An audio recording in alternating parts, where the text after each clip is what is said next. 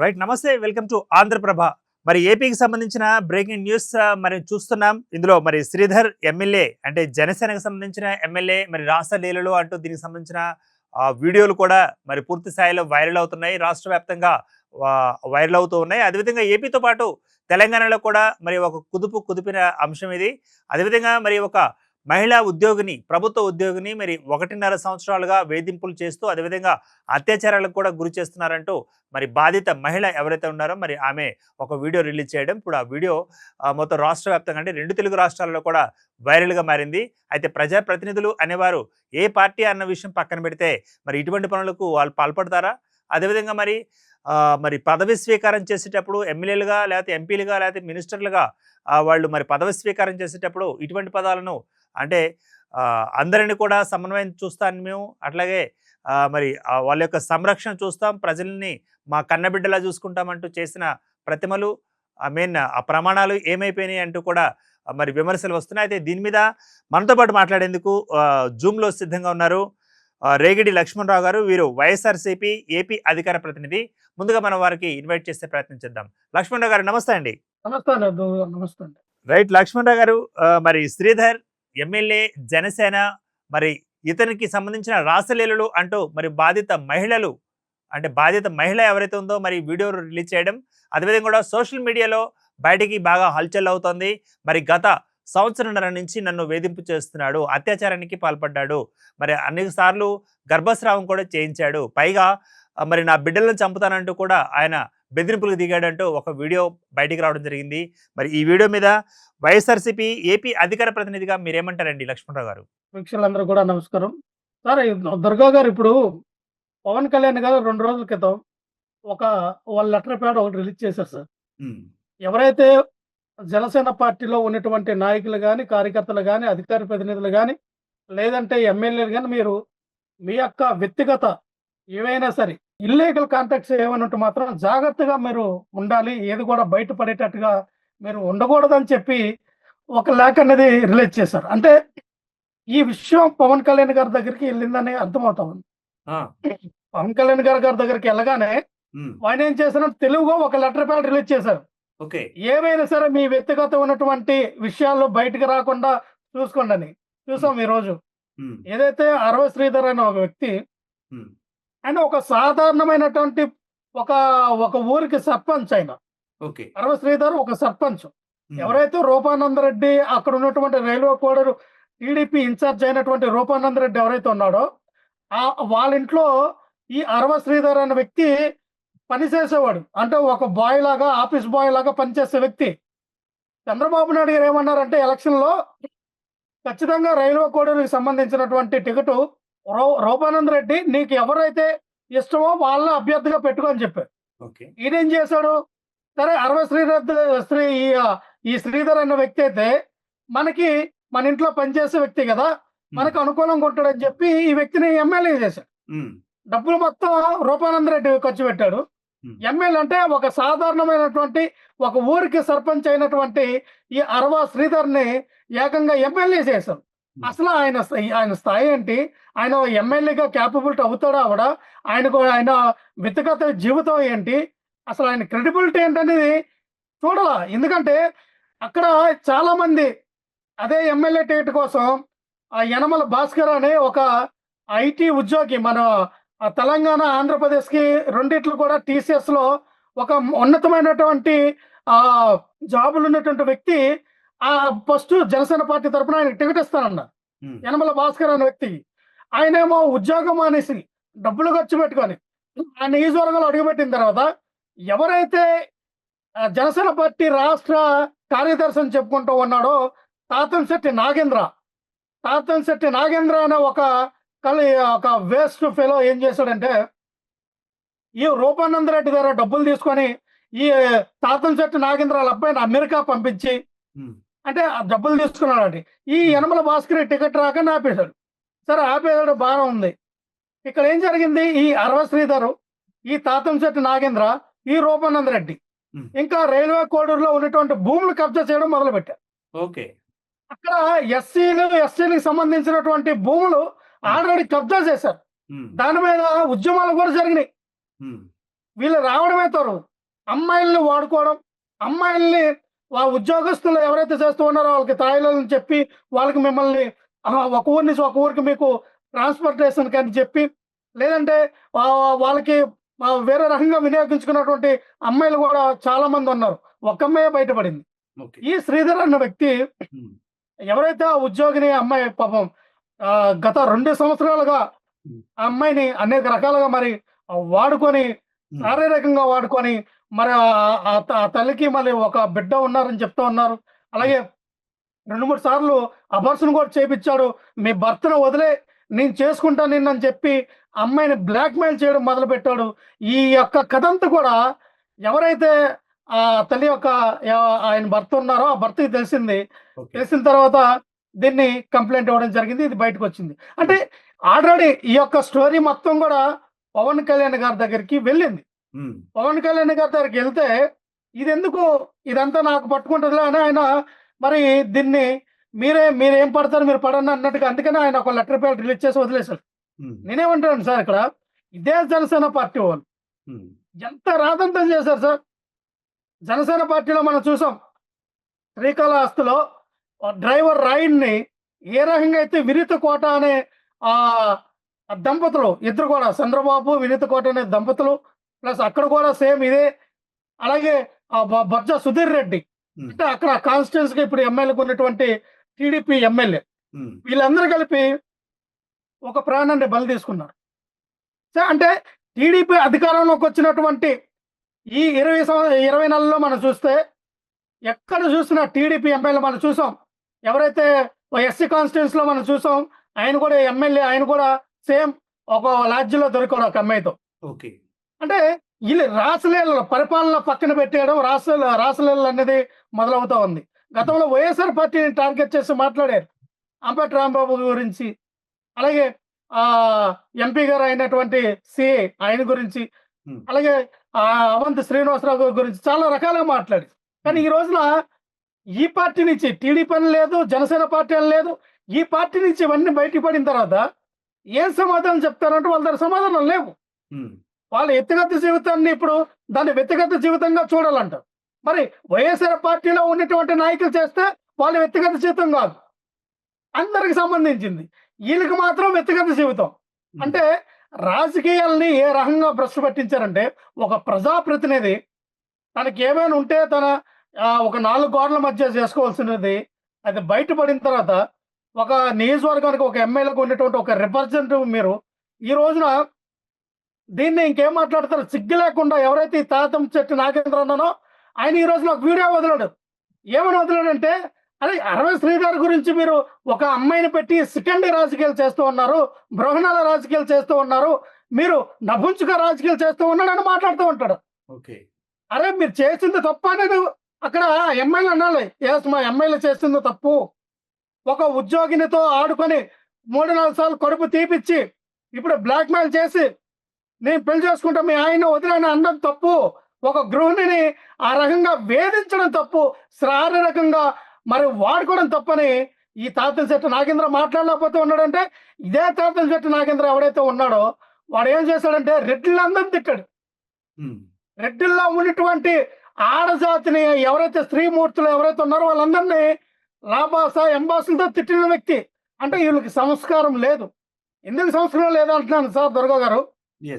పవన్ కళ్యాణ్ గారు వాళ్ళందరికీ ఒక దిక్సూసుగా ఉన్నారు. పవన్ కళ్యాణ్ గారు ఒక స్ఫూర్తిగా ఉన్నారు. పవన్ కళ్యాణ్ గారు వాళ్ళందరికీ ఏంటంటారంటే ఆయన ఒక రోల్ మోడల్ గా తీసుకుంటూ ఉన్నారు. ఎందుకంటే పవన్ కళ్యాణ్ గారి గురించి మనం ఎప్పుడు మాట్లాడుకుంటే గతంలో మా అధ్యక్షులు ఏమన్నారంటే, కార్లు మార్చినట్టుగా మార్చారు, భార్యలను మార్చుతూ ఉన్నారు, ఇది మన సంస్కృతి కాదు, మన సాంప్రదాయం కాదు. అంటే నేనేముంది, నేను లేగలిగే కదా, నేను విడాకులు ఇచ్చి పెళ్లి చేసుకున్నాను కదా, అవసరమైతే మీరు ఒక 10 పెళ్లిళ్ళు చేసుకున్నాను అంటాడు. 10 పెళ్లిళ్ళు చేసుకుంటా అంటే మీరు ఇక్కడ ఏమన్నా అంటే సార్ దుర్గా గారు, మీరు ఒక పార్టీ అధ్యక్షులు, మీకు ఆ ఓపిక ఉంటే మీరు ఒక 10 కాదు 20 పెళ్లిళ్ళు చేసుకోండి. కానీ మిమ్మల్ని ఆచరించి, మిమ్మల్ని అనుసరించి, మిమ్మల్ని స్ఫూర్తిగా తీసుకొని, మిమ్మల్ని రోల్ మోడల్ గా తీసుకొని వీళ్ళందరూ తయారవుతూ ఉన్నారు కదా. అరే మా నాయకుడే నలుగురు ఐదుగురిని పెళ్లి చేసుకునేలేండి, మేము ఇల్లీగల్ కాంటాక్ట్స్ పెట్టుకుని తప్పేముందని ఆ స్థాయికి వాళ్ళు జనసేన పార్టీ నాయకులు కానీ కార్యకర్తలు కానీ వేరే మహిళలు కూడా ఆ రకంగా తయారయ్యారంటే ఇదంతా మనం చూడాలి. ఎందుకంటే సార్ దుర్గా గారు, ఉమ్, పవన్ కళ్యాణ్ గారు చాలా మాట్లాడతారు. సమాజంలో ఆయనకే ఒక తెలియనటువంటి ఒక బాధ, తెలియనటువంటి ఆ సమాజం పట్ల ఒక అవగాహన నాకే ఉంది, ఇంకెవరికి లేనట్టుగా మాట్లాడతారు. అరే నీ పార్టీలో ఉన్నటువంటి వ్యక్తులు ఒక పక్కనేమో ఈ ఆడపిల్లల జీవితాలతో ఆడుకుంటూ ఉంటే ఉమ్, వాళ్ళని నీ పార్టీ నుంచి ఎందుకు సస్పెండ్ చేయాలా? రైట్ అండి. లక్ష్మణ్ గారు అంటే ఇప్పుడు మరి పార్టీని తప్పుపడదామా, పార్టీలో ఉన్న వ్యక్తిని తప్పుపడదామా, తప్పుని తప్పని చెప్దామా, ఏమంటారు? డెఫినెట్ గా పవన్ కళ్యాణ్ గారు దీని మీద చర్యలు తీసుకోవాలి. ఉమ్, ఎవరైతే ఆ ఆడబిడ్డ ఎవరైతే ఉన్నారో ఆ ఆడబిడ్డకి జరిగినటువంటి అన్యాయం ఏదైతే జరిగిందో దానికి న్యాయం చేయాలి. ఉమ్, ఎందుకంటే ఆ రకంగా ఒక గృహిణిని ఏదో మరి ఈయన ఒక ఎమ్మెల్యే కాబట్టి ఏవో తాయిలాలు ఇస్తానని చెప్పో ఎవరైనా సార్ ఒకళ్ళు ఇస్తాను ఒకళ్ళు పెడతానంటే ఎవరైనా ఆశపడతారు. సో మీరు వాడుకొని మళ్ళీ ఆ అమ్మాయిని బెదిరించి మీ ఆయన వదిలే నన్ను చేసుకో, లేదా మీ ఆయన్ని చంపేస్తా, మీ పిల్లల్ని చంపేస్తా అంటే ఉమ్, ఇది ఎక్కడికి తెగించినట్టు? ఉమ్, ఇదంతా దారుణం కదా సార్. అంటే బహుశా ఇవన్నీ కూడా ఆవిడ ఈ బయట పెట్టిందంటే అర్థం ఏంటంటే, చాలా మంది అనొచ్చు 2 సంవత్సరాల నుంచి రిలేషన్ లో ఉన్నారు కదా అని. ఉమ్, 2 సంవత్సరాల నుంచి రిలేషన్ లో ఉండొచ్చు, 30 సంవత్సరాలు ఉండొచ్చు. కానీ ఒక అమ్మాయి బయటకు వచ్చి నేను భరించలేకపోతున్నాను అని చెప్తే ఎంత టార్చర్ పెట్టారు అనేది అర్థమవుతావు. ఓకే. సో ఆ టార్చర్ ఆ అమ్మాయిని గతంలో వాళ్ళు ఇష్టం ఉండి వెళ్ళారో, బ్లాక్ మెయిల్ చేసి వెళ్ళారో, లేదా అమ్మాయికి ఏదైనా తాయిలాలు ఇస్తామని చెప్పి లొంగ తీసుకున్నారో, లేకపోతే ఇంకో రకంగా అమ్మాయిని బెదిరించి లేకపోతే ఈ రకంగా కొనసాగిస్తున్న విషయాన్ని ఆ పిల్ల రాబోయే రోజుల్లో చెప్పిద్ది ఏం జరిగింది అనేది. ఉమ్, ఒక వీడియో తీసి బయటకు వదిలేరు ఆవిడ. ఎస్. అలాగే ఇంకా ఫర్దర్ గా ఇన్ఫ్లుయెన్స్ ఏదంటే బయటపడతారు, అందులో ఎటువంటి డౌట్ లేదు దుర్గా గారు. నేనేమంటానంటే ఉమ్, ఇటువంటి విధానాన్ని జనసేన పార్టీ నాయకులు పవన్ కళ్యాణ్ గారు ఖచ్చితంగా పార్టీ నుంచి ఆ ఎమ్మెల్యేని బర్తరఫ్ చేయాల్సిందే. ఉమ్, ఖచ్చితంగా ఆయన్ని, ఎందుకంటే మీరు ఏ సమాజానికి ఏమి ఇస్తూ ఉన్నారు? అరే ఒక ఎస్సీ కాన్స్టిట్యున్సీల్లో నేను ఎందుకంటే అతను టీడీపీ నుంచి కానీ ఇటు జనసేన పార్టీ నుంచి కూడా ఎస్సీ కాన్స్టిట్యున్సీల్లో అరే ఉన్నతమైనటువంటి విద్యావంతులు ఉన్నారు, ఉన్నతమైనటువంటి ఆ నియోజకవర్గాల్లో ఎవరో సపోర్ట్ చేసి ఎవరో డబ్బులు పెట్టి ఎవరు నిలబడితే కానీ ఇప్పుడు కూడా ఎస్సీ కాన్స్టిట్యున్సీలో ఒక ఎమ్మెల్యేగా అయ్యే పరిస్థితిలో లేరు అంటే ఇటువంటి అరవ శ్రీధర్ లాంటి వ్యక్తులే వస్తారు. ఎందుకంటే ఎస్ సార్, ఇప్పుడు నేనేమంటానంటే రూపానంద రెడ్డి గారికి ఏం కావాలి? అక్కడ ఉన్న భూములన్నీ కావాలి. రూపానంద రెడ్డి గారికి ఏం కావాలి? ఈ అరవ శ్రీధర్ని ఒక బూచిగా చూపించి మొత్తం నియోజకవర్గాన్ని మొత్తం కబ్జా చేయాలి. ఈ తాతం చెట్టు నాగేంద్ర అన్న ఒక వేస్ట్ గారు ఏమన్నారంటే వీళ్ళందరూ కూడా ఒక బ్యాచ్ లా తయారయ్యారు. ఓకే. ఒక బ్యాచ్ లా తయారయ్యి ఆ నియోజకవర్గంలో ఉన్నటువంటి దళితుల మీద దాడులు, ఆ నియోజకవర్గంలో ఉన్నటువంటి స్త్రీల మీద దాడులు, ఆ నియోజకవర్గంలో ఉన్నటువంటి ఎక్కడ డీపట్ట భూమి కనబడినా, ఎక్కడ గవర్నమెంట్ ల్యాండ్ కనబడినా, ఎక్కడ ఏదైనా సరే కొంచెం డిస్ప్యూట్ ల్యాండ్ కనబడితే మాత్రం అక్కడ వెళ్ళి వాడుకోవడం, కబ్జా చేయడం, దాన్ని సర్వే నంబర్లు మార్చేయడం, అనేక రకాలుగా మరి ఈ భూమినంతా గద్దల్లా తనకెళ్ళిపోతూ ఉన్నారు. దీని మీద చాలా ఆర్టికల్స్ వచ్చాయి. ఓకే. ఒకటే సార్, ఉమ్, పవన్ కళ్యాణ్ లాంటి వ్యక్తి ఏం చేయాలంటే, ఉమ్, సార్ అరవ శ్రీధర్ గారు మీ వ్యక్తిగత జీవితం మీరు ఎంతవరకు ఎలా చేసుకున్నామో నాకు తెలియదు, ఇది బయటపడింది కాబట్టి దీని మీద ఖచ్చితంగా మీ మీద చర్యలు తీసుకుంటామని చెప్పి ఆ వ్యక్తిని పార్టీని సస్పెండ్ చేయాలి. రైట్ అంటే పార్టీ నుంచి అరవ శ్రీధర్ని మరి పార్టీ నుంచి సస్పెండ్ చేస్తే చాలా, లేకపోతే ఇటువంటి జరగకుండా చూడాలంటే ఎలాంటి చర్యలు కావాలంటారు? ఎలాంటి యాక్షన్ కావాలంటారు మీరు? ఈ రోజున మనం చూస్తే ఆంధ్రప్రదేశ్ రాష్ట్రంలో లా అండ్ ఆర్డర్ సరిగ్గా లేదు, విచ్చలవిడిగా ఇవి జరుగుతూ ఉన్నాయి. మనం చూస్తే రోజుకి మినిమం రమరమగా చూసుకుంటే రోజుకి 10 నుంచి 20 రేపులు మర్డర్లు జరుగుతూనే ఉన్నాయి. ఉమ్, ఎందుకు జరుగుతున్నాయంటే భయం లేదు. ఉమ్, మెయిన్ ఇక్కడ భయం లేదు. హోమ్ మినిస్టర్ అని కానీ ఇక్కడ లా అండ్ ఆర్డర్ సరిగ్గా లేదు, పోలీసు వ్యవస్థలో లోపాలు ఉన్నాయి. రాజకీయ నాయకుల ఈ అండదండలు చూసుకొని విచ్చలవిడిగా రగిలిపోతూ ఉన్నారు. మనం చూస్తాం పిఠాపురంలో ఉమ్, ఒక టీడీపీ కార్పొరేటర్ ఏమో ఒక 12-13 సంవత్సరాలు ఒక బాలికని రేప్ చేసి వదిలేస్తే ఆ కార్పొరేటర్ పార్టీని సస్పెండ్ చేయాలి, ఆ వ్యక్తి మీద చర్యలు తీసుకోవాలి. ఓకే.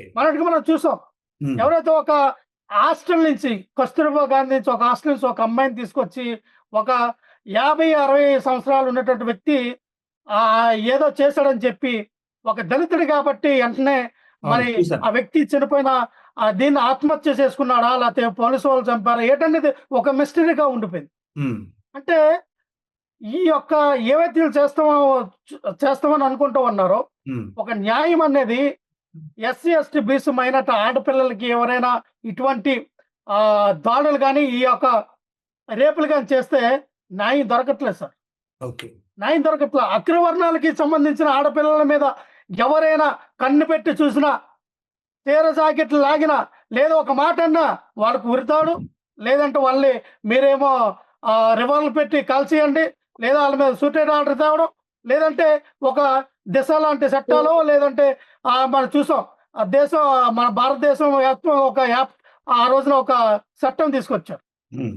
సో, ఇటువంటివి ఏంటంటే న్యాయం అనేది అందరికి సమానంగా జరగాలి. కుల మతాల భేదాలు లేకుండా అన్ని కులాలకి, మతాలకి అనుకూలంగా ఉండేటట్టు ఉండాలి సార్. అలాంటప్పుడు ఖచ్చితంగా ప్రజల్లో ఎవరైతే ఉన్నారో వాళ్ళు రేపులు చేయడానికో, మర్డర్‌లు చేయడానికి భయపడతారు. శిక్షలు ఎక్కడున్నాయి? అంటే లక్ష్మణరావు గారు, అంటే ఇప్పుడు మరి ఆడవారు ఏం చేశారు? మరి ప్రభుత్వ ఉద్యోగంలో ఉన్న ఆడవారికి భద్రత, సాధారణ మహిళలకి భద్రత, మరి బాలికలకు కూడా భద్రత ఇప్పుడు ప్రశ్నార్థకంగా మారింది కదా! మరి దీనికి సంబంధించి AP minister for home department వాళ్ళు ఏం చెప్తారంటారు? ఏమైనా స్పందించారా? సార్ ఇంతవరకు గూడా ఎవరైతే హోమ్ మినిస్టర్ అనిత గారు ఉన్నారో, అనిత గారు ఎక్కడ పడితే అక్కడ పాటలు పాడుతూ ఉన్నారు. హ్మ్. ఆయన అనేకమైనటువంటి కార్యక్రమాలకి పార్టిసిపేట్ చేసి అక్కడ ఉన్నటువంటి వ్యక్తులతో సినిమా పాటలు పాడుతూ ఉన్నారు. హ్మ్. ఆవిడ ఆ సినిమా పాటలు పాడటంలో చాలా బిజీగా ఉన్నారు. కానీ ఆడపిల్లల మీద అఘాయిత్యాలు, మానభంగాలు, రేపులు, మర్డర్‌లు జరిగితే మాత్రం ఆవిడ కనబడవు. హుహు. ఎందుకో నాకు అర్థం కావట్లా. హ్మ్. ఎందుకు యాక్షన్ తీసుకోవట్లా? హ్మ్. అరే ఈ రోజున మనం చూస్తే నిన్న చూసాం. ఎక్కడైతే శ్రీకాకుళంలో ఎవరైతే టీడీపీ ఎమ్మెల్యే ఉన్నటువంటి వ్యక్తి ఒక కస్తూర్బా గాంధీలో పనిచేస్తున్నటువంటి ఒక ఉద్యోగిని రాత్రికి రా అని చెప్తే కోన రవికుమార్ ఆయన మీద చర్యలు లేవు. ఓకే. ఇదే కోన రవికుమార్ మీద ఆవిడ ఆత్మహత్య చేసింది కదా!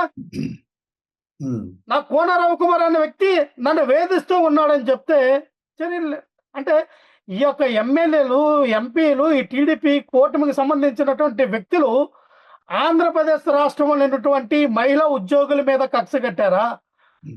వాళ్ళు మీరు ట్రాన్స్‌ఫర్ కోసం మీ దగ్గర అడిగితే, ఉద్యోగం ట్రాన్స్‌ఫర్ చేయనని అడిగితే, హ్మ్. పక్కలోకొస్తావా అని అడగడం ఎంతవరకు సబబని అడుగుతున్నాం సార్. హ్మ్. ఎంత దారుణం సార్ ఇది. యెస్. యెస్.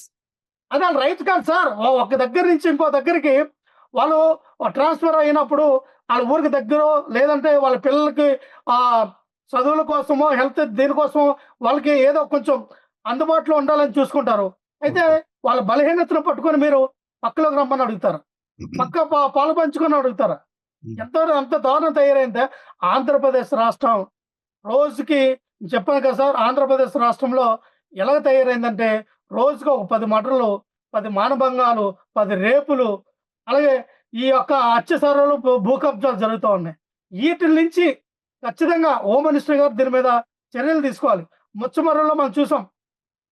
9 ఏళ్ల బాలిక పైన ఏదైతే సామూహిక దాడి జరిగి రేప్ చేసి అక్కడ ఉన్నటువంటి కాలవట్లో పడేస్తే ఇంతవరకు శవం తీసుకురాలా. హ్మ్. ఎవరు చంపారో వాళ్ళకి శిక్ష కూడా వేయలా. హ్మ్. ఇంత దారుణంగా తయారయ్యారంటే ఒకటి కాదు, 2 కాదు సార్. హోమ్ మినిస్టర్ గారి ఇలాకాలోనే జరిగినాయి. చర్యలు లేవు. మనం ఏదైతే అమరావతి రాజధాని ఉన్నటువంటి అసెంబ్లీ కోతవేటదారులలో జరిగినాయి. చర్యలు తీసుకోవాలా. అంటే ఎక్కడ ఆడపిల్లలకి రక్షణ లేదు. కూటమి ప్రభుత్వం అధికారంలోకి వచ్చిన ఈ 20 నెలల్లో మనం చూస్తే రేపులు, మర్డర్‌లు, మానభంగాలు ఆల్ ఓవర్ ఇండియా మొత్తంలో మనం చూస్తే ఒకటో, రెండో స్థానంలో మనం ఉంటాం. హ్మ్. ఖచ్చితంగా క్రైమ్ పెరిగిపోతూ ఉంది. హ్మ్. ఆడపిల్లలకి రక్షణ లేదు. హ్మ్. మనం 36 ర్యాంక్‌లో ఉన్నాం. హ్మ్. ఏది లా అండ్ ఆర్డర్‌లో ఇష్యూలు దీని మీద చూస్తే మొన్ననే గణాంకాలు రిలీజ్ చేస్తే హ్మ్. సెంట్రల్ గవర్నమెంట్ మనం 36 స్థానంలో ఉన్నాం. హ్మ్. ఆడపిల్లలకి రక్షణ కల్పించే బాధ్యతలో అంత దౌర్భాగ్యమైన స్థితిలో మన పోలీసు వ్యవస్థ. అంటే ఇక్కడ రక్షణ కల్పించడం గురించనేది ఒక చిన్నగా పక్కన పెడితే, ఇప్పుడు అంటే ఉద్యోగులు చేసుకునే వాళ్ళకి, గృహిణులకి, అదేవిధంగా మరి మహిళలకు కూడా ఇటువంటి పరిస్థితే దుస్థితిగా ఏర్పడింది కదా! మరి ఇదే పునరావృతం అయితే రాష్ట్రంలో మరిన్ని అఘాయిత్యాలు, మరిన్ని అత్యాచారాలు జరిగే అవకాశం ఉంది కదా! వైఎస్ఆర్‌సీపీ తరపున మీరేమంటారు? మీరెలా ఖండిస్తున్నారు ఈ విషయాన్ని?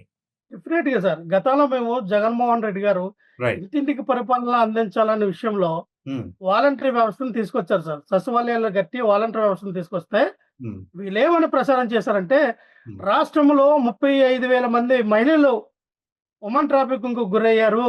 హ్మ్. దానికి సహకరించినటువంటి వ్యక్తులు ఎవరైతే ఈ వాలంటరీగా పనిచేస్తూ ఉన్నారో వాళ్ళందరూ కూడా తమ యొక్క ఈ 35,000 మంది అమ్మాయిల వ్యక్తిగత ఆహ్, వివరాల్ని సేకరించి ఎవరైతే అసాంఘిక శక్తులు ఉన్నారో వాళ్ళకి ఇచ్చారు. వాళ్ళు అందుకనే ఈ ఒంటరి మహిళలందరిని తీసుకెళ్ళిపోయి వాళ్ళు ఉమెన్ ట్రాఫికింగ్ చేశారని చెప్పి ఓకే. మాట్లాడారు. హ్మ్. అంటే మీరు ఈ రాజకీయాన్ని ఎంతలా చేశారంటే ఆ రోజున ఒక వాలంటీర్ మీద ఏసినటువంటి ఒక అబద్ధం ఎలాగైతే మాట్లాడారో, ఒక నింద ఎలాగేశారో, ఈ రోజున మరి వాలంటీర్ వ్యవస్థ లేదు కదా సార్! ఓకే. వాలంటీర్ వ్యవస్థ మీరే తీసేశారు కదా! హ్మ్. ఎందుకు రేపులు, మర్డర్లు, మానభంగాలు జరుగుతున్నాయి? హ్మ్. ఎందుకు ఉమెన్ ట్రాఫికింగ్ జరుగుతా ఉంది? అని మేము ఓకే. అడుగుతా ఉన్నాం. హ్మ్. ఎందుకంటే ఖచ్చితంగా ఈ రోజున ఎవరైతే మీరు మీకున్నటువంటి ఈ వ్యవస్థ ఏదైతే ఉందో, మేము దిశ యాప్ అని ఆ రోజున తీసుకొస్తే మీరు శక్తి యాప్ అన్నారు. ఎక్కడ పనిచేస్తూ ఉంది? రైట్. ఆడపిల్ల ఈ రోజున స్కూల్‌కి గాని, కాలేజ్‌కి గాని, ఎక్కడికి గాని పంపించి ఇంటికొచ్చి వస్తుందా? రాదా? మార్గ మధ్యలో ఏం జరుగుతుంది? ఏమవుతుందని తల్లిదండ్రులు భయపడే రోజులు సార్ ఇవి. రైట్ అండి. జగన్మోహన్ రెడ్డి గారు అధికారంలో ఉన్నప్పుడు ఇటువంటి పరిస్థితి లేదు గదా! హ్మ్. చక్కగా ఆడపిల్ల బయటికెళ్ళి ఉద్యోగం చేసుకొని, లేదా కాలేజ్‌కో, స్కూల్‌కెళ్ళి చక్కగా గుండెల మీద చేయి పెట్టుకొని వచ్చేది ఒక ఆడపిల్ల. ఈ రైట్. రోజున ఆడపిల్లని బయటికి పంపించాలంటే తల్లిదండ్రులు భయపడతా ఉన్నారు. ఓకే. ఏం జరుగుతదో బయట అని. రైట్. మరి అంటే పార్టీతో సంబంధం లేకుండా మరి ఒకసారి ఇక్కడ మహిళా అంటే ఉద్యోగికి మరి మహిళకు జరిగిన అన్యాయం దాని మీద అత్యాచారం మీద మీరేమంటారు? Final comment. ఖచ్చితంగా సార్. ఎవరైతే ఆ యొక్క మరి ఈ అరవ శ్రీధర్ ఎవరైతే మహిళా ఉద్యోగిని వాడుకొని వదిలేసి ఇప్పుడు బెదిరిస్తూ ఉన్నారో, హ్మ్. చంపేస్తాను మిమ్మల్ని, మీ ఆయన్ని, మీ పిల్లలని. ఆ యొక్క ఆడబిడ్డకి న్యాయం చేయాలి. అరవ రైట్. శ్రీధర్‌ని పార్టీ నుంచి సస్పెండ్ చేయాలి. ఎమ్మెల్యేగా బర్తరఫ్ చేయాలి. రైట్. ఖచ్చితంగా ఆ ఆడబిడ్డ మీద కన్సర్న్ చూపిచ్చి ఆ ఆడబిడ్డకి ఎటువంటి న్యాయం కోరుకుంటుందో ఆ న్యాయం ఖచ్చితంగా ఈ రాష్ట్ర ప్రభుత్వం ఇవ్వాలి.